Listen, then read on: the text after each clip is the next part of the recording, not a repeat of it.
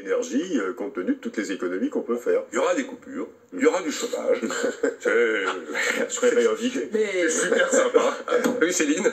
Oui, non, j'allais dire, je pensais que vous vouliez parler de la Russie. Oui. Ah ben, mais attends, à 29 secondes de la fin, c'est pour ça que j'ai pas ouvert le sujet. Mais bon, alors ils s'en sortent pas très bien, hein, je veux dire, contrairement au discours. Mais par contre, il y a quand même, ils profitent quand même de l'augmentation des prix de l'énergie, et en fait, ils n'ont pas tant réduit que ça leurs exportations, parce qu'en fait on est quand même dans un monde mondialisé, enfin dans une économie où il n'y a pas que des pays européens ou occidentaux, et en fait les sanctions ne s'appliquent pas chez les autres pays. Et ils ont quand même aussi trouvé le moyen d'exporter vers la Chine, vers l'Inde, dans des quantités moindres, mais ils font aussi du transit par d'autres pays, et d'ailleurs par exemple avec ce qui se passe entre l'Arménie et l'Azerbaïdjan, on voit que ce qu'ils font, c'est qu'ils font passer aussi une partie du gaz par l'Azerbaïdjan, et ce qui permet d'exporter en fait. Et quand Ursula von der Leyen par exemple, a fait un accord justement pour avoir plus de gaz en provenance d'Azerbaïdjan, outre le fait que ça pose aussi quand même une question morale, puisque bon, on fait des sanctions pour les uns quand on tape sur les Ukrainiens, mais apparemment pas quand on tape sur les Arméniens, donc il y a déjà cette question-là. Et l'autre question, c'est que en fait,